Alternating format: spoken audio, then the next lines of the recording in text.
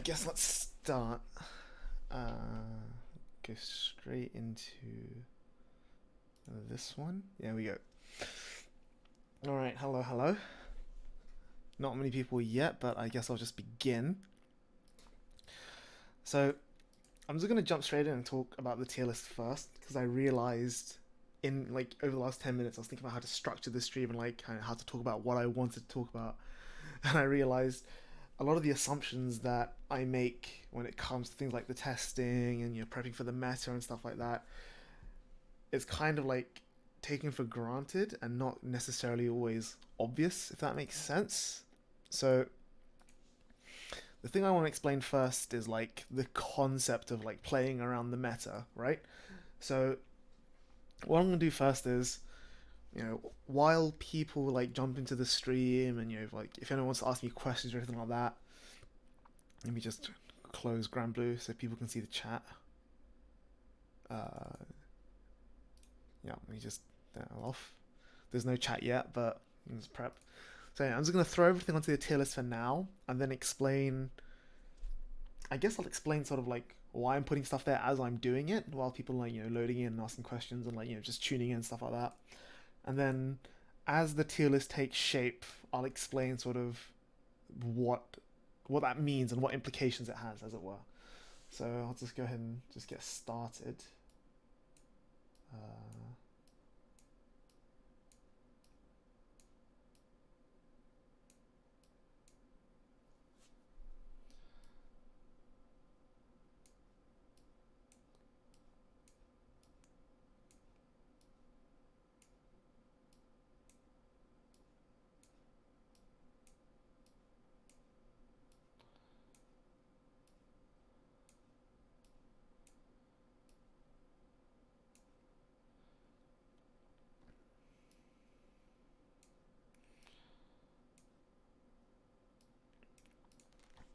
all right. Well, actually, that took a lot less time than I thought it would.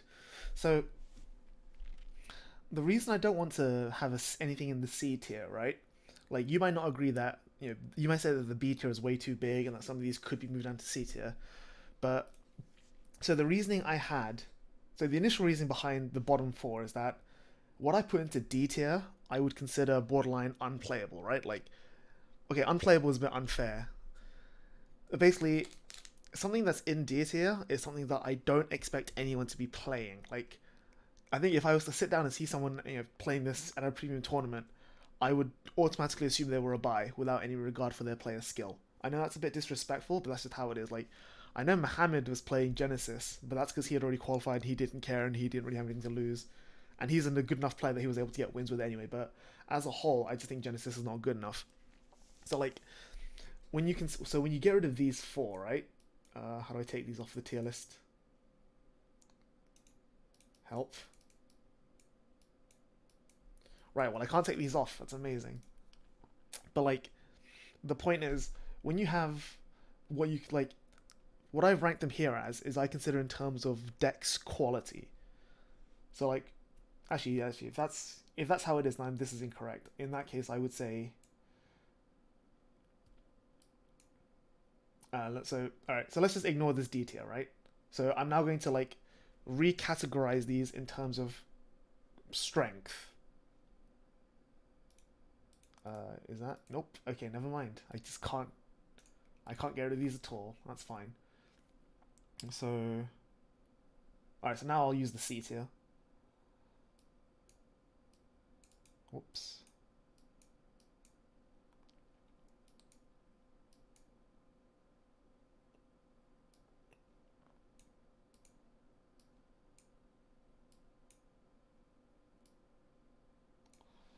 Mm. Yeah. Okay. So in terms of like raw quality, oh, thank you for the follow, Blue Streaks. So yeah, in terms of raw quality, this is how I think the premium meta shapes up. Like this is like what it is if you like zoom into the B tier, right? But the thing is, and in terms of deck quality, I've been talking about like assuming two players of a roughly equal skill level. Like these decks would be more. I would expect to win more often, just because their card pool is. either a combination of their card pool is bigger, their game plan is more solid, their consistency is higher, however you want to go about it. Like, these are like, you know, the higher the deck is, the less I expect it to lose, as it were. Now the thing is, when approaching an event, especially like BCS, where you have like easily 200 plus players, you can't account for deck strength alone. You have to account for how, like, the metagame, like how likely it is. So based on that logic, I knew for a fact that Pale Moon is actually somewhere down here. I also knew based on that logic that Bermuda is somewhere up here, and that Mega Colony is somewhere down here. Just because these are the decks that, you know, like how many more people play them versus how many less people play them. Like, you know, I would say that Neo Nectar is arguably more represented than Gold Paladin, but I couldn't say for sure based on the numbers of the day. And as much as I think that Shadow Paladin is an overall weaker deck, like, I think there are enough people that will still play it. Great Nature probably moved down a bit as well, because like it's just so low representation. So when you, like, this is how I think anyone should approach an event, right? You should build a list of what you think the good decks are, and then you should re-quantify that list based on how likely they are to come up. So, like, for example, Spikes I still leave as a threat, because I knew that there were quite a lot. Like, I know of at least 4 Spike mains in the UK, and, you know, I could assume that 1 or 2 people from the Europe were coming over as well. Grand Blue is probably higher than C. It can beat Neos. Maybe. I don't like Grand Blue just because I feel that the deck is very, not linear, but it's got a very hard cap on its potential, right?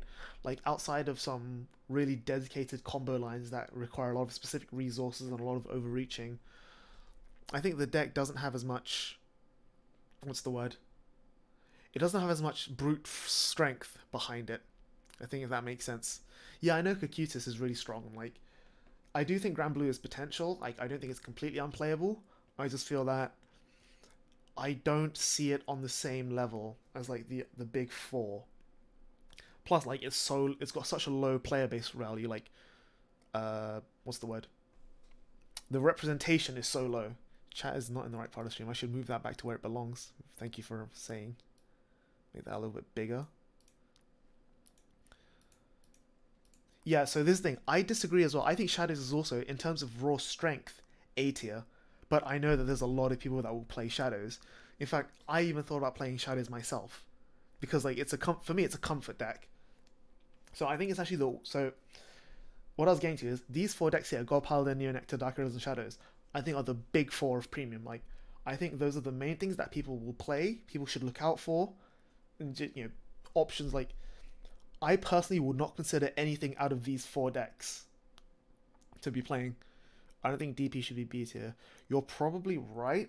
I just haven't seen enough of DP to, like, respectfully know what it does. Like, I only know of one person that actively plays DP. So yeah, I don't know. But, I mean, DP does one thing that literally no other deck does, which is, like, gain disgusting amounts of power. Probably should be in C, yeah, you're right. But I mean, like, you know, this tier list is by no means, like, 100% definitive or accurate. It's just, like, as a way to illustrate sort of my explanations and points.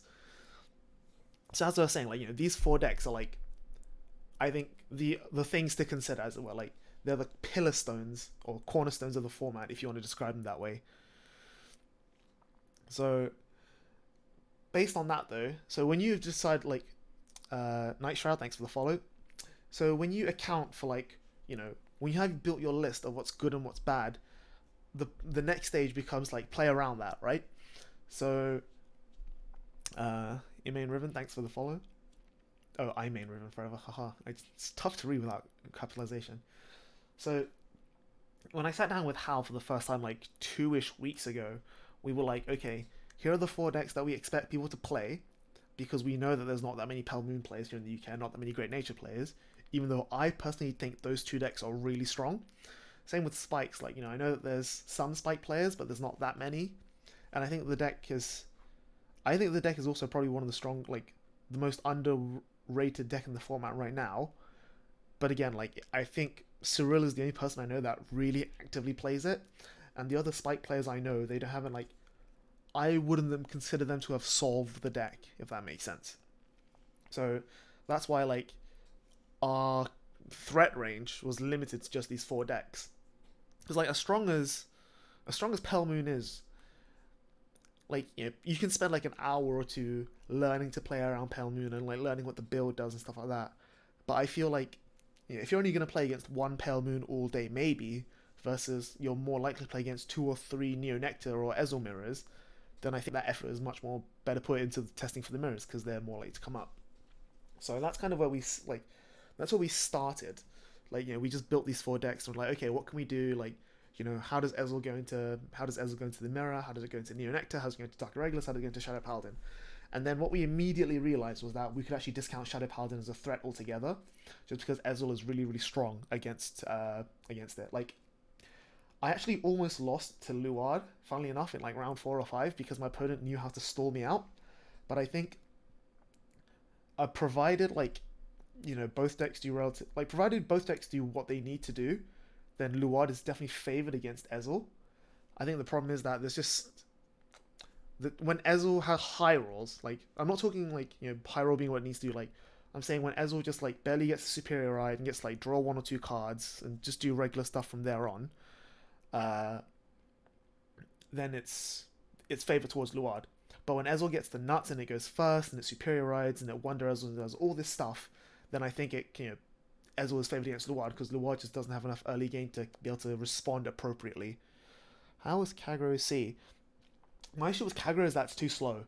Like, I think the deck is one of the strongest control decks behind Luard, and I think it has a lot of reach. My issue is that it doesn't keep up with being like, when you look at like Neo Nectar and Pale Moon and Spike Brothers and all these decks that can just like pummel you into the ground, sure, being able to retire their rear guards is strong against that, but there's like, every time I looked over at a Kagero player on Sunday, like, they had to just like, you know, they were sitting at 5 damage on their first ride, and like, you don't have enough plussing like Luard does to be able to recover from dropping your hand early, and you don't have enough like fight back in the early game other than rewriting Berserk to be able to like keep up with other decks, and they're just rushing you. So I just don't think the deck is like strong enough to warrant being any that high. Like, I like Kagero a lot. You know, I really enjoy it. I wish it was good as well. I just don't think it can. Not. It's not that I don't think it can win. It's that I don't think it can win consistently. And that's the main thing. Like, you know, in a large event like this, you also have to consider like, you know, how likely you are to have things happen. So, actually going into like the tournament, how am I actually put Neo Nectar above Ezell? Because its ceiling was way lower, but its average was way higher. Like, you know, there would be games where Ezell just doesn't open Bowmans and it doesn't play Vanguard. Whereas Neo Nectar, you just have to open a bunch of token makers, right? Like, one thing we did in testing was just estimate the worst versus best case scenarios. We were like, okay, you know, build yourself like the best opening hand as Ezel, and I'll build myself the best opening hand as DI, or I'll build myself the best opening hand as Neo Nectar, and I'll build you the worst opening hand as whatever. And I realized that it was really easy to craft a perfect opening for Ezel. You just need to open like a Criff, a Bowman's, a grade 1 to ride, something to discard for the Bowman's, and a Wonder Ezel. Whereas building like an ideal opening hand for Dark Irregulars or Neo Nectar was a lot harder, because like, well, you can work with anything really. You just want some Soul Chargers or Token Makers and Stride Fodder, and that was it. So because of that, like, it was... I actually put Ezel kind of low down at first, just because like the consistency wasn't there.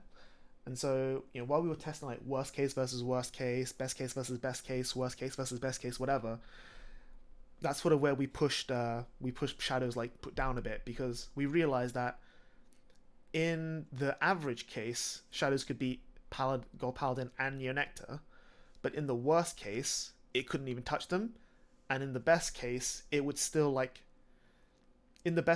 have to put up against the rush and still go for the kill turn. Like, the kill turn was guaranteed, but it wasn't like, say, oh yeah, here's like, it doesn't have the inevitability. Like, you have to actually play the game throughout the entire way through. Oh yeah, each tier is not like ordered in terms of thing. It's just like whatever. I'm moving stuff around at random, haphazardly. So, yeah, we very quickly established on that these, like, Neo Nectar, Gold Paladin, and Dark Irregulars were the only decks to worry about. So, the question then was, learning the matchup and learning all this stuff. So let me just very quickly put my deck list up on the things. You can have, because we're done with this now. Add a source. There we go. Oh, that's become really huge. I don't want that. Alright, let's make that a lot smaller. There we go. Right. So this is, oh, still too big. Amazing. Right.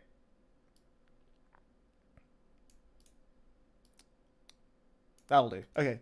So the list I built here with Hal, we realized that when Ezell low rolls, it just doesn't get to play the game.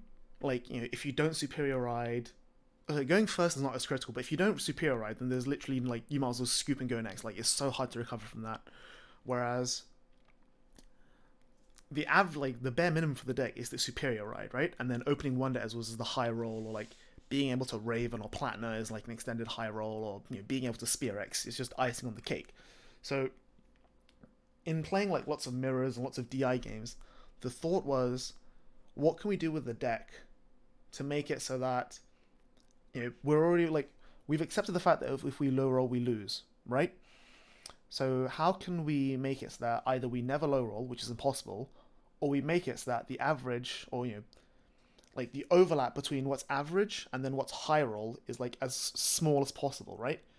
So that we want it to be so that if we even like do the average, that already pushes us into win territory. So this is where the gameplay aspect really came into a really strong effect, and it was really interesting to see because the first matchup we played was DI versus Ezel, because that was theoretically like the most important matchup, right?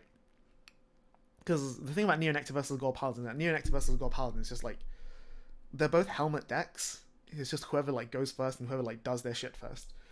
I feel like there's very little skill involved in the Neonectar Gold Paladin matchup. So that like we put that on the back burner. It's like, okay, we'll worry about that last. There's almost like there's no brain involved. All the thinking comes to Gold Paladin versus DI. So we played a bunch of games. We did a lot of really big brain stuff, including not attacking ever.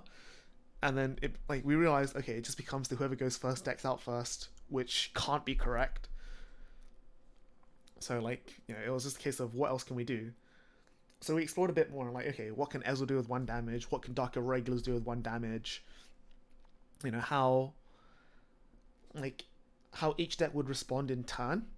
Helmet decks. So helmet deck kind of means like a deck that kind of not plays itself, but like doesn't really have any strong decision making. Like they're both rush decks where the goal is to just kill your opponent as fast as possible just by putting cards on the table. So with Luard, right? Luard's game plan is to get to the Morfessa turn, turbo to Ritual 10, go through your deck, draw a bunch of cards, and then be able to like multi-attack with Dagda and swing for game.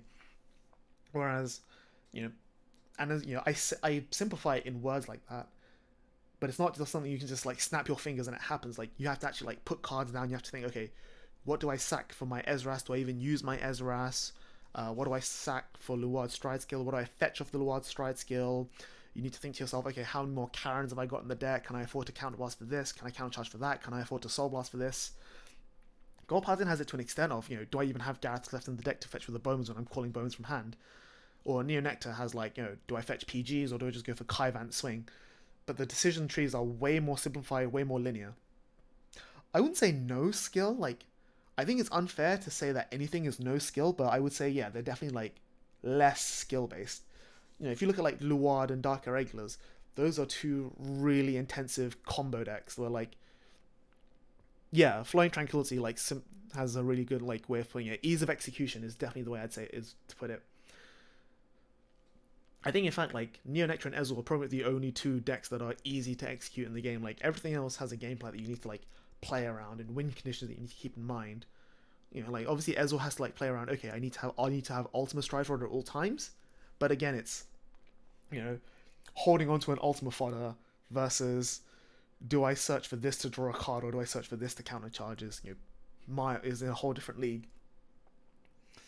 So yeah, we realized that Dark Regulars was, because it was like one of the more skill intensive decks that, I don't know, I feel like it's better than Luard, right? Because Luard and Dark Irregulars are both skill intensive, but Luard crumbles to early aggro, whereas Dark Irregulars doesn't. And I think that's because Luard Luard has an engine that runs throughout the course of the entire game, in that it needs to fill up its drop zone. Whereas Dark Irregulars, because all of its pieces can just soul charge on demand, you can just sit there, do nothing, guard a bunch, wait for your stride turn, and then just like turbo in 15 soul and kill them. So we played a bunch of damage denying games, we played a bunch of rushing games, and without wanting to go into too much detail, like because I don't think it's worth like boring people, what we found was that when you give Ezell Counterblast, it becomes a little bit more lethal as far as things like Platinum and Spearex is concerned, but it doesn't become like, it doesn't scale linearly off of Counterblast, right? Like from zero Counterblast to one Counterblast is slightly threatening, but not end of the world. From one Counterblast to two Counterblast, Ezell goes from, like rollerblading down a gentle hill to snowboarding down the Alps in the nude. Like from one to two Counterblast for Ezel is you surviving versus you dying. But then after that, from 2 to 3 damage with Ezel, the threat level kind of dropped. Well, not dropped, like it wasn't as intense. Like sure, you could get Platinum and Spearexed, but at that point, like the difference between getting Spearexed versus getting Platinum plus Spearexed is like you're dead either way. It doesn't really make a difference. And then 3 to 4 to 5 counterblast Ezel was again like whatever. Like 4 versus 5 counterblast Ezel is basically the same threat. Like you're still getting Platinum Spearexed. Maybe their Garethos plus 10k. Maybe if they're playing Kaden, like it's an extra body, whatever. Like you see what I mean? Like it doesn't scale linearly. It kind of like accelerates and then drops, like peaks at around 3 damage for Ezel. Whereas with DI, like the more damage you give DI, it just keeps getting scarier. Like 1 damage DI is when they can start Gasteel you, and they've got Cat for counter charge. 2 damage is when they can Gasteel NLK you without needing the Cat. 3 damage is when they can Gasteel NLK and Brufus you without needing Cat, or double NLK. Like there's so many more. Like they've got Emblem Master, they've got so much stuff. Like the more counterblast you give DI, the more dangerous they become. And so because of that, like damage denying DI was way more important than damage denying Ezel. And then what we found out afterwards, actually, the second thing is that if you look at the DIG zone, you've got like Blade of Mouse, you've got what's his name, Balam, you've got Gasteel, like all of these guys cost counterblast. And then you look at the grade 3 rides, like Brufus skill as a counterblast. Sure, the on attack isn't, but good luck having 2 grade 3s if you don't use that skill, or you don't like aggressively creeper or whatever. NLK costs counterblast. 5th element you don't want to use before your Gasteel combo. Like all these sorts of options, a lot of the stuff that DI needs to do to get ahead costs it counterblast, which means that it can't just snap its fingers and rush you. Like, because if it calls something, then that's a wasted counter charge, right? Whereas with Ezel, the Spearex skill to chuck top 5 call 2 costs Soul Blast. Like putting guys on the table and swinging with them doesn't cost counterblast. Like Ezel doesn't need to hold its pieces to soul charge or combo, right? So when you damage deny Ezel, you're denying them the opportunity to all in you, but they can still like put cards on the table and rush you. But when you deny Dark Irregulars damage, you're literally denying them a chance to play the game, because they can't just put cards on the table and rush you, because then that's a waste, and it just means that they're giving up their win condition. So because of that, we found that Ezel would win the damage stall war no matter what. And then the question then became okay, so we can't play the deck out war, because obviously both decks can draw, both decks can search, both decks will like soul charge, whatever. So it became a case of if you go first, then you would deck out, which is a bad thing because Ezel wants to go first and rush them. So we tried to flip that down and be like, okay, if Ezel goes first and it rushes DI, what happens? So and this is not assuming the high roll, by the way. Like we're assuming that if Ezel superiorize but doesn't do anything else, because obviously if Ezel does like the full Platinum and gets multiple superior rides and like 3 Axel circles on turn 1, then DI is like up shit creek anyway. So we wanted to explore like where Ezel had a good start, but not an unbeatable start. What can DI do to respond to that? And then if Ezel damage denies, what can DI do to respond to that? And then likewise on the other side. So like if DI gets a good start, to the point where Ezel's like, okay, I'm gonna get Gastille comboed on the first stride. What happens if I damage deny? What happens if I rush?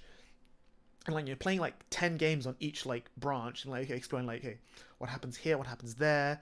Okay, this game I won because I got to survive the Gastille turns and ultimate him. This game I lost because he went for double NLK and I couldn't stop that. And just like making a note of like okay, in general it's good for this, in general it's good for that, it's bad for this and whatever. And it's like even like in the middle of a game, like rewinding a game state and being like okay, if I do this, I'm definitely dead for sure.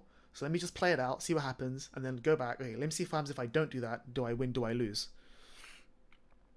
Can't DI just ride grade 3 and hit your rear guards? Just give Ezel and hold your cards. Right. So here's the thing. Because it was in Ezel's favor to damage deny, because DI has mandatory soul charges and whatnot, DI would have to play the grade 2 game in order for it to not deck itself out is by swinging at rear guards. And here's the thing. Once Ezel gets going, right, Ezel doesn't care about grade 3, because Ezel doesn't care about, reasonably doesn't care about first riot, right? Like, a lot of the times, depending on how the game's going, you might be giving up the first riot altogether. And what we found is that when you damage deny, the problem is both decks still have to win the game somehow. So both decks have to get the opponent to 6 damage. So at some point, you do have to attack them if you want to win the game. Now, what we found is that Ezel on 0 damage is much, much easier to kill than DI on 0 damage. Just because of how the nature of the deck works. Like, if DI just gets 1 or 2 defensive triggers, Ezel's turn ends. Whereas if Ezel gets 1 or 2 defensive triggers, DI still, it still has like, okay, I've got like an 80k like NLK swinging at you for a second time. So the way we thought about it was Ezel wants to push DI a little bit because it's harder for Ezel to kill from 0, right? So what that means is and also what we realized that DI, even though it was harder to defend, it still had a struggle to kill you from 0. Like, if you're playing as Ezel and you're on 0 damage, and the DI player Gastilles you, provided you haven't bricked, you shouldn't be losing that game. Like, you'll take like 4 or 5 damage, and you'll be close to losing, but you won't actually lose.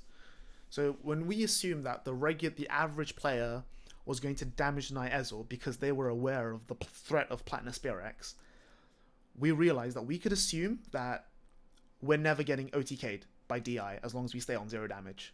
So what we actually wanted to do was rush them. Because by putting DI to like 2 or 3 damage, that would A, bait them into swinging back at our rears to deny the rush, meaning that we would be able to stay on 0 for a little bit longer, and B, it would also mean that when we eventually decide to go for it, they'd be closer to their kill range than we'd be to their kill range. And so it basically came down to the simplified nutshell theory that I came up with is that when it comes to Ezel versus DI, whoever gets the first, whoever can rush first wins. Because, if Ezreal goes first and Superior rides, you want to push DI to 3, so that when you get your next grade 3 turn, when they're riding up to grade 2, it's going to be hard for them to do anything with. And, that came down to, okay, Superior ride grade 3, call triggers to your Axel circles, just so you can have 3 or 4 attacks. During your stride turn, put down as many cards behind as possible, just so you can attack, just so you can burn cards in their hand and push them to a bit of extra damage. Because that's, once you threaten them, with 2 or 3 damage, they now have to guard, which is combo pieces from hand. Likewise on the DI side, if you have base have to go first, but if you can go first, you want to get the first damage out. So DI going first, right? When I ride to grade 2, I know that next turn my opponent's going to superior ride to grade 3. When they superior ride to grade 3, they're going to try and aggro me, which will give me the first stride, but then I need to be able for that first stride to just guarantee kill them. So when you ride to grade 2 as DI, you would need to call grade 1s, call grade 2s, and poke Ezell a little bit. Because you know Ezell, right? Any Ezell deck will be glad to take 2 damage because that's Spear X territory. But you know for a fact that if the Ezell player has been damage denying you, then from 0 damage, it's definitely in your favor to survive a Spear X because you have like defensive triggers and you've been drawing cards and you have protect markers and all this stuff. So by getting your opponent to like within a range that you can kill from a stride turn instead of going from 0 to 6, it became down to basically if you had to go first and you had to be able to break the damage stall because both decks want to damage stall each other, but at the same time it's hard for you to win via the damage stall. So that was like the first major breakthrough we made. We tested DI a bit more afterwards, but before that, after we made that breakthrough, okay, cool, we've solved DI versus Ezel. Let's move on to some other matchups. So, and then during the Ezel mirror testing is actually where a lot of the deck changes came from. So in the DI matchups, we were running stuff like Kaden and Hole. We were running like Sagramore still. Like the list was slightly adjusted here and there. Like I think our grade 3 lineup wasn't as greedy. And what we found is that in the mirror match, again, like sure there was stuff like damage denying and like when to rush, when to aggro. But the problem we found with the mirror was that it was, again, like don't want to say not skill intensive, because the thing about Ezel is that Ezel has, behind the skill, Ezel has 2 questions it needs to ask itself. And the first one is, did I go first? And B, did I high roll? So when it comes to the high roll question, in an Ezel mirror, you have that question twice. So if both Ezel players high roll, the game becomes no skill. It just becomes whoever goes first. If one Ezel player high rolls and the other one doesn't, again, there's no skill because the high roll just takes over everything. Where's the shout out? I shouted you out at the beginning. You missed it, man. Oh yeah, okay. So I'll reset again for his sake. All of this testing I did with Hal, so everything here was like equally his credit as much as mine. There we go. So yeah, so when one Ezel high rolls and the other one doesn't, it favors the one who high rolls, obviously. When both players high roll, it favors whoever went first. And it's only when both players low roll does the skill actually come into it. Because now you have to ask yourself, okay, do I give him the first stride? Do I take the first aggro? Things like that. And again, this is where Ezel comes into its own as a deck, because Ezel from 0 to 2 can't do anything, but then Ezel 3 versus Ezel 4 are both similar. So when you both low roll as Ezel, whoever goes first has the option of, okay, I ride grade 3, I can rush him right now. Whereas, you also have to think okay, if I go second and my opponent rides grade 3 and doesn't rush me, I can stride and rush him with the stride. So you have to think, do I take the first ride and take, the grade 3 rush, which is not as good as the grade 4 rush, but still pretty strong? Or do you take, do you give up the grade 3 ride and let your opponent try and rush you or whatever? Or do you try and play the grade 2 game so you can get the first stride yourself? So there's a lot of factors here involved. And we found that, again, this is where damage denying made the big difference, because when you damage deny Ezel, you turn off Raven, which is an option that we came back to later, and you also realize that, if they're high rolling you, they're going to wonder Ezell you anyway. So to an extent, damage denial doesn't matter. But again, we come back to the same problem with DI, which is that Ezell's win condition is very easily shut down by defensive triggers. So even in the Ezell mirror match, if the opposing Ezell checks a defensive trigger, then your rush just ends. Whereas, it's on the flip side, if you check a defensive trigger, the opponent's rush just ends, and that buys you time. It's almost unfair, as it were, because you have no control over that, right? So we thought to ourselves, okay, what is there to play around? And so talking to Maxime, Solemn Vanguard, we basically found out that the Ezell mirror basically boils down to playing around Ultima, right? So whoever Ultima's first in Ezell generally wins the game. I say generally because I have faced down Ultima as Ezell twice and survived twice. But that's beside the point. In general, whoever Ultima's first wins. So then we basically threw aside the idea of high rolling and going first and like that. Okay, we looked at, alright, so Ultima. What comes down to Ultima, right? It comes down to having 2 counterblast and being on GB3. And the problem is that you can only control one of those factors for your opponent. You can control how much damage your opponent gets. Because if you give your opponent no damage, they can get to like GB8, GB10, whatever, but they'll never be able to ultimate because they don't have 2 counterblast. Whereas if you rush them, i.e. put them closer in your kill range, then they always have the threat of ultima. They just need a turn and a half to get there, stride, flip, and then G-guard. So at first we were looking at, okay, we can control the damage aspect, so let's control the damage aspect. And what we found is that whoever gets the first, we tried to apply our Ezel versus DI logic of, okay, whoever gets the first aggro might win, right? So in the Ezel mirror match, if you go first and you rush, your opponent will have the damage to ultima, but will need 2 turns to do it. Because if you go first and you superior ride, your opponent has to superior ride to be able to stride, and then to even spear X. But then if they spear X, they don't have damage for ultima. Hang on, I need to rewrite this down because the way we talked about it kept confusing us throughout the entire day. Hang on. Okay. Alright. We call it Ezel A and Ezel B. Ezel A goes first. Superior rides to grade 3 and rushes Ezel B. So Ezel B is on grade 1 and has like 2 or 3 damage. Ezel B then rides to grade 2, and then in order to catch up, has to superior ride themselves and then spear X, thereby consuming their ultimate counterblast, but in exchange, getting the GB flips. But then they can either then choose to rush back or damage deny. If they rush back, then that allows Ezel A to have the chance to do G guards into ultima. If they damage deny, then Ezel A literally cannot ultima. So, actually, yeah, I wrote this down, didn't I? Let me grab my notepad.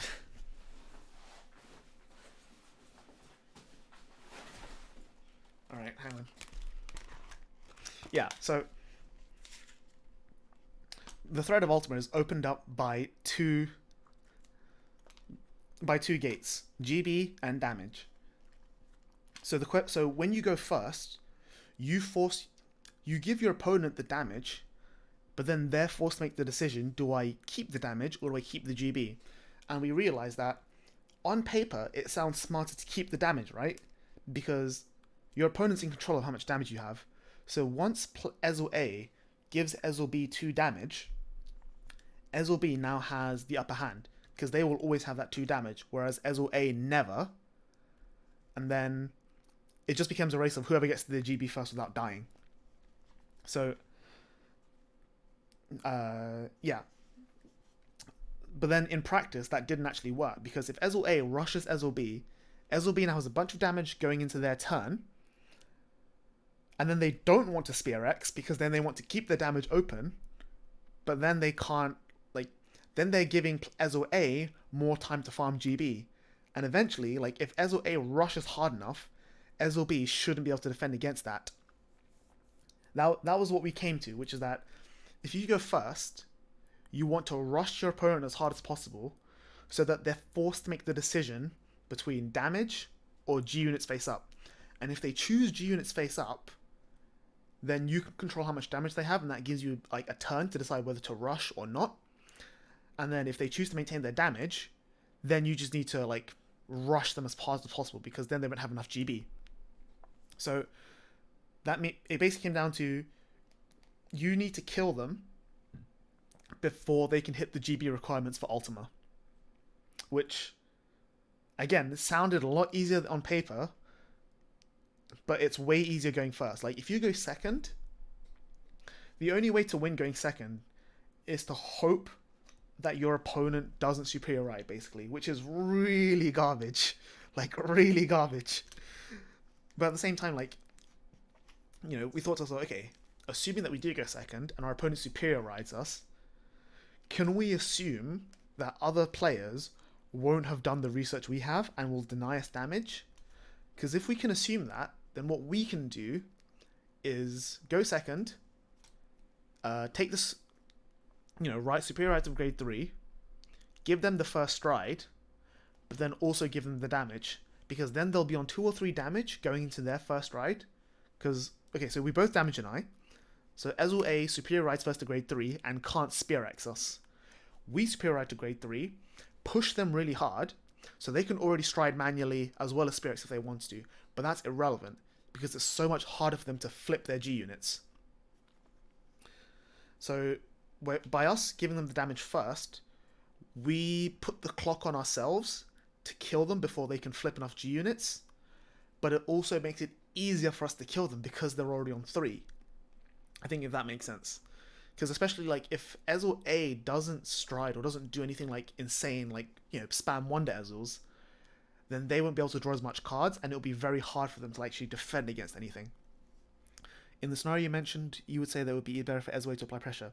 So basically, in the Ezel mirror, whoever goes first should apply the pressure, because they're the ones, because they get the first opportunity to apply the pressure, which means that their opponent has less opportunities to apply pressure back, if that makes sense. Because so Ezel A rushes first, Ezel B has to then both rush back while also keeping in mind the fact that they might get rushed back next turn because they're already on 3 damage, and Ezel can only do so much to draw cards, unlike Neonectar. So when Ezel gets rushed to 3 damage, you then have to rush them back to 3 damage before you get rushed back yourself. Or you can try and damage deny them, sure, like, you know, wipe their field, but, you know, the threat of Spear X is always there. So like, if I get Ezel A and I just ride grade 3, unload on my opponent, and Ezel B in response Spear X's and wipes my board, that's perfect for me, because then I'm even further away from dying. And like, you know, 0 to 6 is like pretty bad for ultimate numbers, but it's still within ultimate range. So, you know, them being at 3, it's just like, assuming, so when we remove ultimate from the picture because of either not enough G units, the only other win cons Ezel has is like Platinum Spear X Rush or a GRD, both of which are way more lethal from grade 3, from 3 damage versus 0 damage. So, even though you're playing around the Ultima in the Ezel mirror, the Ultima isn't actually what wins you the game. It's the threat of Ultima that wins you the game. So, by providing by providing yourself with the threat of, okay, my opponent is going to Ultima me, therefore I need to kill him before he can Ultima me, it forces you to like play a lot more aggressively, play a lot more greedily, but then that sort of greed and aggression is what you actually need to win the matchup, if that makes sense. Isn't it possible for Ezel B to call 2 grunts to start the aggression? Yes, absolutely. That's something that we didn't get to explore in our testing because we don't have time. But my reasoning is that, so this is where the concept of Ezel high rolling comes back in, right?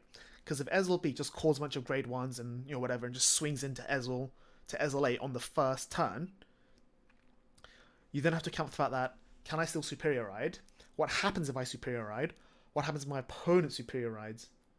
So, if you superior ride and your opponent doesn't superior ride, the game is favored for you already, so there's no point wasting those grade 1s to attack with. So going second, you kind of want to see your opponent have the nuts to superior ride first, because then that determines whether or not you need to like extend. Because, you know, if Ezel A, going first, rides a wonder Ezel, swings and passes, then you as Ezel B are just free to do whatever the hell you want. That's why, like, you want to wait a little bit. Because also, if you give your, like, there's also the threat where if you give your opponent 3 damage on turn 1, then Ezel A's turn 2 will consist of a Platinum Spear X, which will plus them immensely because they'll have crits that can hit you on the Axel too. You know, 9k for 9k, or 9k versus 8k because you're grade 1. And then they'll have the triple drive, and then like they'll just draw so many cards, and it'll be hard for you to like, sure, they'll be on like 1 or 2 damage, but it'll be very hard for you to kill back next turn unless you superior ride yourself. So it's a high risk, high reward, and like, I don't think it's worth it. But again, like I said, we didn't really get the chance to test that specific scenario enough. They can't ever give you more than 2 damage in the early game. Right. Well, they can give you 3 by filling 3 boards. Yeah, so Lion and Howl, I was getting to this bit, right? So when we know that giving Ezel 1 damage equals getting Platinum or Ravened. Giving Ezel 2 damage equals getting Spear X'd. And then we looked at some other winning deck lists and found 2 or 3 people that were running Lion in their decks. And what we realized was that Lion turns 1 damage into Spear X, provided you had the Howl. And what that meant was, before, we were playing around the fact, oh yeah, we can give Ezel 1 damage maybe, just like, get a drive check, recoup some cards, whatever, like, find the Bowmans if we needed to. But what we didn't account for was Lion. So we started testing with Lion, only in the context of the mirror. We didn't account for Lion in like DI or anything else. So the testing was really haphazard, but we thought, okay, how does Lion make a difference? And what we found is that for Lion to be good, you need to have a Howl. And that was really hard to guarantee. Because of that, it actually almost made Lion worthless. Like, if you look at my deck list, I'm playing 3 Lions and 3 Howls. Most lists tend to play like just 2 of either, or like 2 of both sometimes. And in fact, looking back on this weekend, I can honestly say that either I would run 4 of both, or I would just cut the Lion altogether. Because Howl on his own does things. Like, for example, you can Platina and then play a Howl to countercharge, and then you have 1 face-up damage for next turn if you need it. Or say, you can Stride, then activate GRD, then Howl again. Like, there's just a lot of stuff that Howl gives you access to that wouldn't give you access to otherwise. Like, it's never bad, right? It's not always amazing, but it's never bad. Whereas sometimes Lion was just bad, because sometimes it was just a vanilla. Like, I had a lot of times during the Sunday where I had a Lion in my hand and 1 damage and thought, okay, I can play the Lion, but then what does that do? Like, because it doesn't net you a counter charge. It just gives you 1 extra damage to play with, so that if you have the Howl, you can then Spear X. But then you would need to find the Howl before you Spear X, right? So the only thing Lion was good for was punishing players who were mediocre, as it were. And even then, you still need to draw the nuts to be able to make Lion good. So I'm actually, I'm now an anti-Lion person. I think I would, the list I want to adjust going forward would just have cut all 3 Lions, play a 3rd Kerf, play a 3rd Strifod, and play a 4th Howl. Just because, you need to be able to, you need to have that the tempo on your side. You need to be able to rush them before they can rush you. And Lion doesn't help with that, but Howl does. If Ezel decides to Spear X and gives you damage, Ezel Blee would... Yes. Yeah, that's what I'm saying. So, assuming that both Ezels can Superior Ride and Spear X, then... No, sorry. Ezel A will never be able to Spear X. Because Ezel versus Ezel, you'll want to damage 9 in the first few turns. So Ezel A going first will always get the Superior Ride, but will never have Spear X because he'll never have the damage. But it's still in his favor to deal the first damage, because then Ezel B has to either Spear X to catch up, or they stay behind on G units because Ezel A will get the first stride. And at which point, a stride turn versus a grade 3 is still pretty hard to defend against without a defensive trigger, and Ezel B is now already on 2 or 3 damage. So that was the line of thinking. So the reason Lion we added it was because we realized, okay, some people might be bad, and we can open both, then it just gives us the chance to higher roll even higher and expand our ceiling. And that's the logic I kind of had throughout the entire day, which not the entire day, the entire testing session, which is we want to increase our ceiling because that's all that matters. We want to do anything we can do to win because we're assuming that we're going to open the nuts. That's just an assumption you have to make. Especially in the mirror. In the mirror, you have to assume that your opponent can also Superior Ride. Therefore, because if they don't Superior Ride, they lose. So therefore, when you both Superior Ride, what line of play most benefits you going first? Or what line of play most benefits you going second? And that's kind of why I realized that even in those situations, the mirror didn't really make a difference because it was still, when you assume that your opponent gets to Superior Ride and opens the nuts, if they go first, they win. Because that's what you thought of from the other side of the table. So we eventually just had to write that out. So it basically comes down to, by playing around the Ultima triggers, or the Ultima gates, as it were, which Ultima gates matter less. And it came down to the fact that the G units restriction of the GB3 restriction of Ultima mattered the least, because if the game goes on long enough of both players just damage denying, then you'll just like take turns passing back and forth of, okay, stride spear X, call 2 guys to the back row, pass. My turn, stride spear X, call 2 guys to the back row, pass. Back and forth. So eventually you'll both be on GB3 with no damage, at which point whoever deals damage first loses. So that's how the small brain mirror match works. So when you expand upon that, you think, okay, how do I beat the small brain mirror? So you beat the small brain mirror by either by playing the lion, right? Because the moment you get 1 damage, that turns into Spear X damage, which then you can howl and then do what the hell you want. Or you play Bobos, which is what Solemn did, which is great. But then to beat that, you just need to make it a problem so that the GB3 requirement doesn't become a threat. So it sounds impossible because, like I said, they're always going to be stride spear X, flip, call 2 things to the back.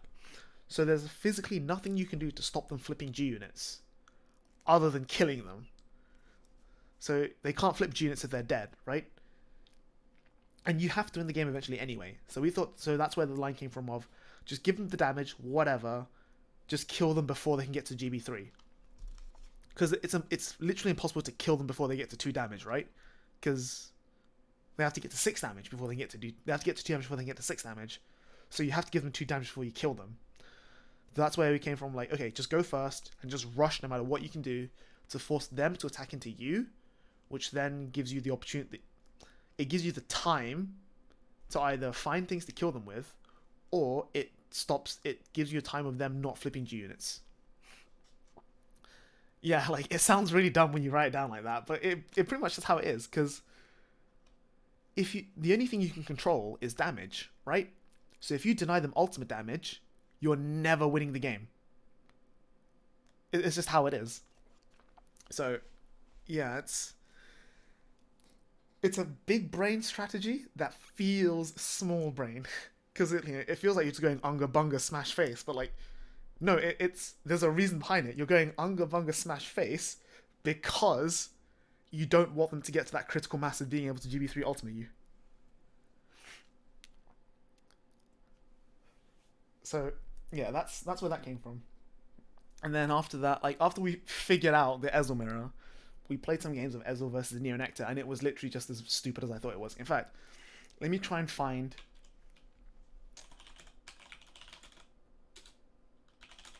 the image that, in my opinion, best describes what Ezel versus Neonectar feels like.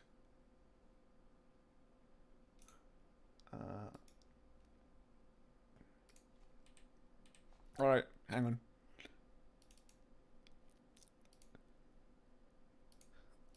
This is what it feels like to play Ezel versus Neonectar.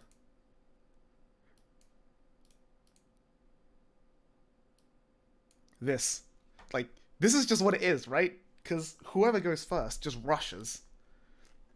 It feels really annoying. Because, like, going first with Ezel, you just ride grade 2, you superior ride to grade 3, you make some Axel circles, and you bash their head in. Neonectar, you go first, you make some tokens, you call an Irminsul, you bash their head in. It's just... like, we tried really hard to bring skill into it. Like, okay, how does Katrina play around the Ultima? Or, what is the Neonectar win con?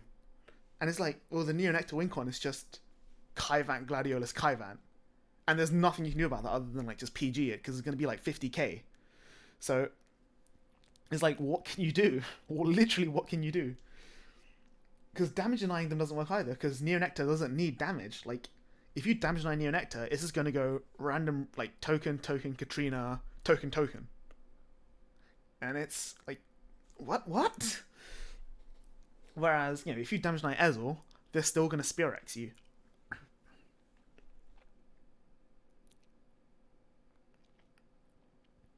Yeah, Ezel A pushes Ezel B to 3 and then lets them... So that's the ideal scenario. So as Ezel A, if you rush your opponent to 3 and give them the chance to Spear X, and you have double heal in hand, then you can absolutely ultimate them back. Which is why, as Ezel B, you have to play around that by not giving them the damage. Because if you give them the damage, then during their next turn, they now have 2 Counterblast to Ultima with. And even if they don't double G-Guard you, what they can do is, like, they can just keep the 2 damage open, manually stride Spear X, and then wipe your board back, by attacking your rearguards with their rearguards.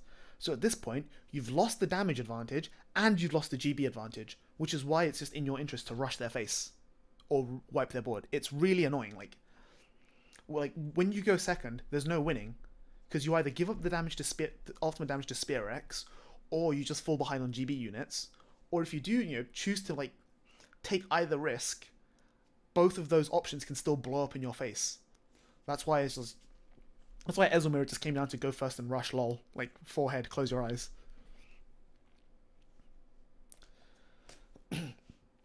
So, yeah, we played like 5 or 6 games of Neonectar versus Ezel. And without wanting to be disrespectful, I felt like it was the biggest waste of time in my life. Like, I would say those games did more for me in learning how to play Neos than it did on learning how to play Ezel against Neos. So, yeah, it basically just came down to the Ezel Mirror is the most threatening thing in the game, because I think Ezel is currently the best deck in Premium, because if it high rolls, it will win. Like, if it low rolls, it loses. That's fine. But if it high rolls, it just wins, and there's so little you can do about that. So, yeah, we just tuned for that, and we just played like a few more theory games of like, what happens if I give you damage, what happens if you give me damage, and that's where the lions came from and stuff like that. And it was just overall really underwhelming. They can't even swing lol. They can still G-guard your attack if you hate Ezels. No, so what I mean is, Ezel A has no damage. Ezel B has no damage. They're both at grade 1. Ezel A rides to grade 2, Superior rides to grade 3, makes an Axel circle, calls a Wonder Ezel, makes a second Axel circle, calls like a Gareth or something, and attacks Ezel B 3 times. Ezel B no guards, Ezel A gets no triggers, and Ezel B takes 3 damage. So Ezel B's turn. They ride to grade 2, Superior ride to grade 3. They then counterblast 2 for Spear X, so they have 1 open damage. The only way this works out in favor of Ezel A, or doesn't work out in favor of Ezel A, is if Ezel B Superior X's, and then has Howls to countercharge, or like Spear X's for a Dindray to countercharge, which then means Ezel B needs to countercharge during their turn so that they can have 2 damage face up going into their second stride turn, and then has to G-guard to get into the ultimate range. Because if Ezel A is on 0 damage, and Ezel B swings at all of Ezel A's rear guards, and Ezel A still double G-guards, then they can't actually Ultima. Because to flip G-guard, at least, costs Counterblast. So even if you give Ezel A 1 damage, they can get to GB3, no problem. But then they have 0 damage width to Ultima. In fact, you can even give them 2 damage as Ezel B. Because if you give them 2 damage, one of them has to be sent on the flip G-guard, in which case they can't Ultima.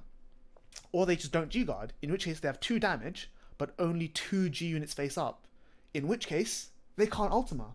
So, even in the worst case scenario, for Ezel B to rush Ezel A back, Ezel A is under no threat at any point, because if you wipe their board, they're just going to rush you back. Man, it's only Vanguard. I know, right? It's only rolling dice. Literally. But yeah, so, yeah, it comes down to, because the ideal line of play is to damage deny, when your opponent damage denies you, they fall behind on the primary win con of the game. And you can abuse that by advancing the primary win con of the game, which is to give them damage. Overwatch theory next, please. Oh, man. But yeah, I accidentally deleted the deck image, because I'm smart. Let's put that back in. Let's change that to the proper image this time. There was one other thing I wanted to talk about, like the changes I want to make to the deck. And it's huge again. Great. So we've gone over like the theory on how to play the games, and we've gone over like, how much I hate the line and how little impact the card has and how I want to change it. The only other thing I think is worth discussing is the G units, and it's something really like funny because when I talked to Maxime about it, he was almost in agreement. I say almost with a very careful tone there. Whoops. So I feel like the G zone is like the most irrelevant part. All that really matters is that you have 2 to 3 Spear-X, 2 Helios, and an Ultima. But yeah, like I still really like having 4 Helios and the Heavenly Law because your Spear-X's will always flip a Helios, and so you want to have some Helios left over to actually stride into if you need it. And then the Heavenly Law, because you've been flipping Helioses with Spear-X, will give your entire board 6k if you need to. It's not great, and it's another thing that needs counterblast, but it is an extender. Like, it gives you an extra attack during the attack phase. It's not amazing, but it works. Like, I think it's just a card that's nice to have. Did I ever Glorious Reigning? Yes, once. He would have survived. It was against the Luard player who nearly decked me out. And I think, in fact, I actually decked out. I was about to deck out because GRD put down 5 cards because I was going for the kill that turn. But yeah, I actually think that GRD is actually one of the weaker strides now because it's so easy to defend against with a defensive trigger. Like, yeah, it's only good when your opponent's on 5 damage, exactly. Like, and even then, you need to have like at least 2 to 3 Axel circles for it to be worth it. Because it's actually really hard for you to hit numbers, like really hard. So yeah, I think like the only change that I make to the G zone is I would probably think about cutting the Heavenly Law and playing like extra G guards, maybe like a 4th Spear-X, but it feels unnecessary. Like, I feel like the only change I want to make as of right now is cutting the Lion, because the Lion is dependent on the Howl to be good. So I'd rather have other cards that are just good on their own, like, you know, an extra Stridefolder, an extra Criff, maybe an even extra Raven. Isn't it good on 3 draw trigger? But yeah, like, that's how this was. I think that's all the theory and the playtesting we did that I wanted to talk about. If Howell has anything else he wants to bring up, you know, he can type in the chat and I'll talk about it then. If not, the only thing I want to say is, like, I won every dice roll that day, and I opened Bowman's every single game that day, so, you know, like, when I say that I won due to luck, I don't mean it, like, I'm honestly not being disrespectful to anybody, but, you know, you can't call opening Bowman's every single game not luck. Any new cards from Mysterious Sphere of Fortune you're considering? No. Honestly, no. Do you have a video for the finals by any chance? The guy from Bushy Road recorded it on his phone. I have no idea when it's getting uploaded. Just keep an eye on the Bushy Road Facebook pages, I suppose. I'll probably make a tweet about it when it goes up. Sometimes you run hot, that'll be how it be. I mean, like, it really bothers me because when I reword how exactly that day went for me, like, I just feel like if I was listening to someone else tell me about their day, I'd be like, wow, you jammy son of a bitch. Like, your round 3 opponent never showed up, and then you won on time, and then you just literally high rolled for the rest of the day. Like, I keep saying, like, you know, there are people there that day, like, who are better than me and deserved to win more than me. Yeah, I beat the Luard player in time because he was on 5 and I was on 3. Like, you know, Maxime deserved an invite way more than I do. I think Andrew's a better player than I am. I think Cyril's probably a better player than I am just because how much more he plays. It's just, yeah, it's just how it is. Like, I think it was Tony saying, like, a few years ago when Daniel Jesus Herrera won Worlds, like, you have to have a little bit of luck when it comes to card game tournaments. So I think I just had a lot of luck that day. It's just how it is. I mean, they could ban Wonder Ezel, and that would make things a little bit better. But the format... The problem is that... This is something that I was talking about with Solemn, like, on Sunday night, which is that there is currently no good defensive deck. Like, Bermuda's been nerfed into the ground. The only other defensive deck I can think of is, like, Kagero, who doesn't do enough anymore, so...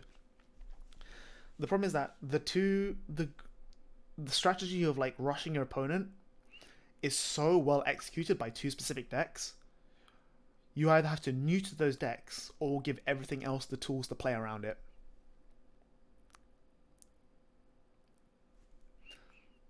I think, like, I would say the big changes that Mysterious Fortune makes is that it makes Great Nature way more viable, and it makes Neo Nectar stronger, like, unnecessarily. I can't think of anything else that I can't think of anything else you would do. Yeah, like I I want to say. So here's what. Okay, so let me get rid of this for a second. Go back to the tier list, right? In my opinion, assuming. So first of all, let's throw out all the preconceived notions of all the decks currently in the game. So let's pretend that Shadow Paladin doesn't mean Lord. Let's pretend that Gold Paladin doesn't mean Ezel Rush. Let's pretend that I don't know, fucking Angel Feather, let's reduce these clans down to their core concepts, like, okay, Neo Nectar's all about having cards with the same units or tokens. Gold Paladin's all about, like, superior riding, whatever. Dark Irregular's all about soul charging. Like, let's just recondense these clans down. I think a healthy tier list would involve any deck that revolve.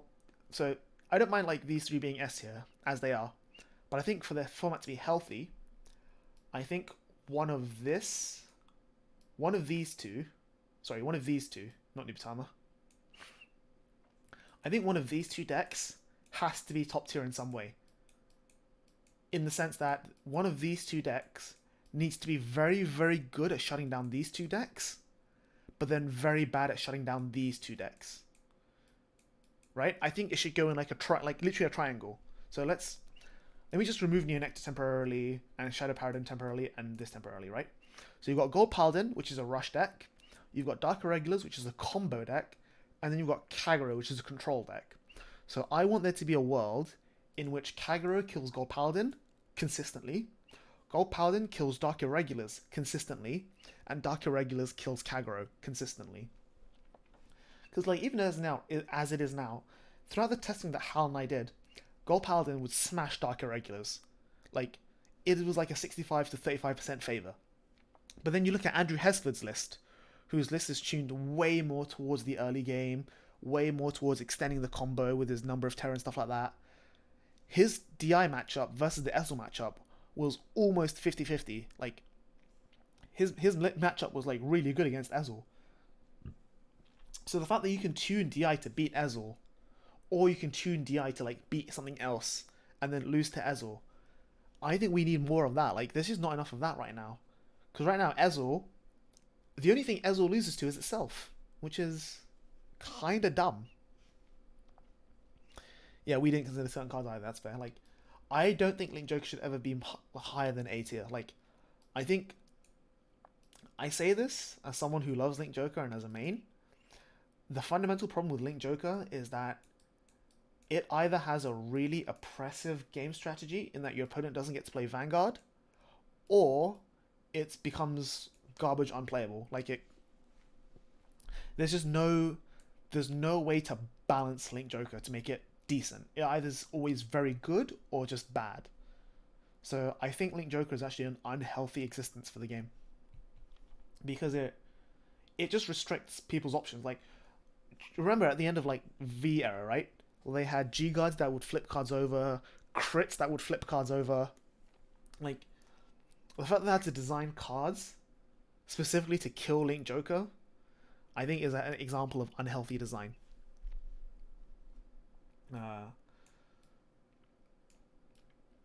So yeah, like, I think the problem right now with Premium is just that, like I said, the game plan of Neo Nectar and Golds is so high, like, it's so efficient, that every other deck has to play around it. And that's not always doable. Like, that's why I think the format is, like, shaped up the way it is, because, Spikes and Great Nature Great Nature is basically discount Shadow Paladin, or better Shadow Paladin, depending on who you ask, and then Spikes is basically discount or better Dark Irregulars, depending on who you ask. Because these are both win first stride decks that Well, not first strike, but like, you know what I mean? Like, these are decks that like power up, like spend 20 minutes like charging their resources and then go at you. Whereas Neonectar and Gold Paladin don't need this setup. They literally go at you from turn one. If you consider something like if you look back at the VO, right? Nova Grappler was the closest thing we had. Because Victor was the deck that would just, okay, it would stride winning Victor, it would flip a bunch of G units, and then next turn you would guaranteed be dead. But now, Victor's early game is worse than Spike Brothers, and its kill con is worse than Luard or DI. So, like, now we're in a position where Victor is just the worst Spike Brothers. I think if they made Victor a little bit stronger, it would be good. But if they made Victor stronger, it would just be another Neonectar or Gold Paladin. I think that's the problem.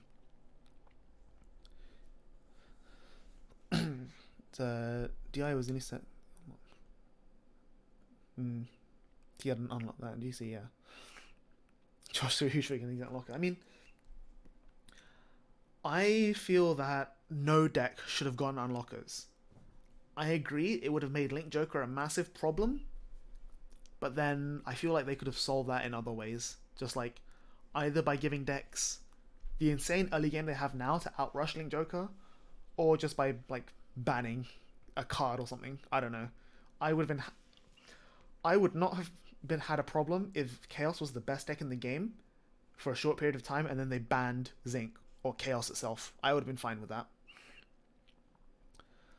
So I think the core problem with the game design right now comes from the fact that, yeah, Gold Paladin and Neonectar are the only decks that can early rush effectively, and right now there's no universal answer for early rush. Like, there just isn't. Like, and which means, you know, decks like Grand Blue, like Angels, like DP, you know, Link Joker, these are all decks that just don't get to do anything because they either die to the rush of Gold Paladin and Neonectar, or they can't keep up and finish the game as effectively as these other clans. I think that's just the problem. One of the reasons why Link Joker got killed so much is that he used to have a lot of impact in the early meta. Yeah, that's the thing. Like, the problem, I think the problem with Link Joker is it comes from what's called the rubber band issue, right? You had a point in time at like the original like BT15 meta just before Legion, where Link Joker was the best deck in the game. Like, you know, you were playing like Glendios and Chaos and Reverses and whatever, and you were just like Link Joker was just really, really strong. It meant that no deck could play reverse units, because the moment you locked your own cards, Chaos would just win the game. So, to account for it, everything else got stronger. And then throughout the entirety of G era, even with Messiah, Link Joker got the short end of the stick, because, you know, it was time for Gear Chronicle and Royal Paladin and Kagero to be really, really good. And then we got to like 2017, like 2018, where, you know, everything was so good now, it was time for Link Joker to get its support. But then it had been so long since Link Joker had got any real good support, they overcompensated, and they made Link Joker better than everything else, along with Victor and DP. And that's kind of why, like, throughout the entirety of 2017, 2018, we had this, like, rubber band, like, Ferris wheel meta, where new thing comes out, it's the best, because it'd been so long since the last got supported that they just had to overcompensate. I don't think we're in that situation yet, because they, you know, they were in a position where Oracle Think Tank was the best clan in Standard for like a year and a half, and then Ezel was the best deck in Premium for like a year and a bit, and it's going to take a lot for those things to be upstaged. It's just that I think we're now, again, too far down the other end of the problem where it's too much of a problem. So, I don't know, I just feel that for Premium to balance itself, they either need to address the intense rush of these decks while also not allowing these like combo decks to take over the game. Because if you get rid of any early game threat, as it were, then stuff like Link Joker, stuff like Spikes. So let's pretend that Ezel and Neonectar gets banned, right? I think Spike Brothers immediately becomes the best deck in the format, followed by Shadows, followed by Dark Regulars, followed by Link Joker. Because these decks are just sort of like, now that they can't get rushed in the early game anymore, they now have a little bit more time to set up their game plan, and like they can play Bobos without being punished for it. And it just means that their critical mass can now be achieved without being killed. So I feel like it becomes a potential for us to be in the exact same situation again, unless these rush decks are addressed in a healthy manner. And I think the best way of addressing these rush decks in a healthy manner is giving everything else, like literally every clan, like a Cray Elemental, that stops you from getting rushed. Like a grade 1 that just says if your opponent's like a grade 1 that while it's on the Vanguard circle, if your opponent's grade is grade 3 or higher, they can't attack you more than 3 times in one turn. Something really dumb like that. I don't know, but the point is, like, these two decks have just occupied so much of the threat space that you either have to play around these or you lose. But then if you then become forced to not play around these, then you're just leaving a void for something else to fill in. Rather than removing them altogether, you just need to like push them down and let other stuff fill in the gaps. Honolly does exist. Like the problem, like I thought Honolly would have been the card to beat Ezel and Neonectar, but it's just really not good enough. Like it's just so low impact. Oh yeah, Pale Moon. I think Pale Moon should probably be a lot better as well. Like my criticism about Pale Moon right now is that it's so underrepresented. I think there's so few people playing Pale Moon. It has like along with Spikes hasn't truly been solved yet. Like every time I look at Pale Moon, like I think that the deck has a lot of potential and can like do really well. It just needs to be able to like get there, and I feel that it can't get there yet. So there's nothing reliable enough that can allow decks to cope up with the rush. I don't think there's a fair ban list to be made right now, but who knows? Maybe in the future. Alright. But yeah, this is, I don't know what this should look like. I just feel that I would like to see this. Okay. If you ask me, like, let me just put this all down to D tier first, just make it easier to arrange. Actually, I'm just going to refresh the page. Oh, yeah. Alright. And it saved it. Great. Oh, reset. Perfect. Alright. If you're asking me what I want the game to look like, here's what I want the game to look like.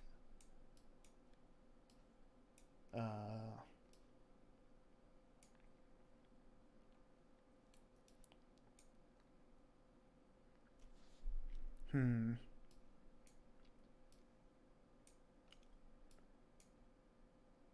Mm.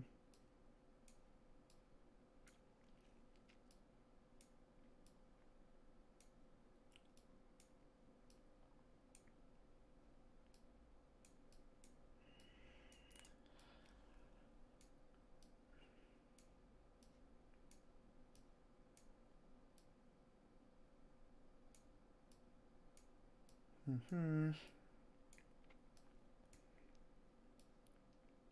Okay.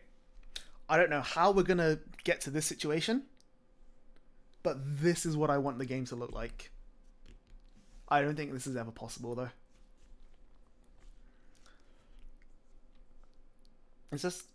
So the reason behind it is that, in S tier, you've got a healthy combination of late game inevitability and early game strength. Like, I think between, like, Angels is really good at surviving because it's got really good defensive in the early game and it can, last forever and then eventually kill with an Ultima. Kagero has lots of, like, strength when it comes to board control. Like, it doesn't have any inevitability. It's just a very good control deck. And then you've got DP, which is just, really strong aggro, like, very, very powerful pushing, like high power, everything. And then you've got Pale Moon, which is the ticking time bomb of inevitability. And then, in the A tier is like just everything else just toned down a little bit. You've got some rush decks in the form of Nova Grappler and Aquaforce, like being able to like put down some early early rush, but not insane early rush. And then B tiers, you've got the decks that require like a bit of patience, like Spikes and Nia, Oracle, Think Tank, and Tachis that like you know they take like 2 or 3 turns to get to that critical mass. And then I just have a personal grudge against Royal Paladin, so I just want Royal Paladin to be garbage. But I think I don't think we're very close to this. It's a shame. Man, I almost feel like I almost wish I'd qualified for Standard instead. Because at least with Standard, you don't have to think very hard. You just play the game and sack or get sacked. In Premium, you have to like think really hard, and then you still get sacked. Alright. So I think that's going to be it for today. It did feel good to like stream under the YellowCard banner for once. After like, what, almost 2 years of nothing. And this VOD will go on YouTube, so if you're watching this on YouTube, hello. Check out the stream, try and tune in next time, all the regular YouTube stuff like and subscribe, whatever. Follow on Twitter. I'll try and like do a bit more Vanguard streaming like between now and Worlds. No promises, but I will try my best. And yeah, that's it. We're gonna take a break for now, and hopefully I'll catch you guys next time. Bye bye.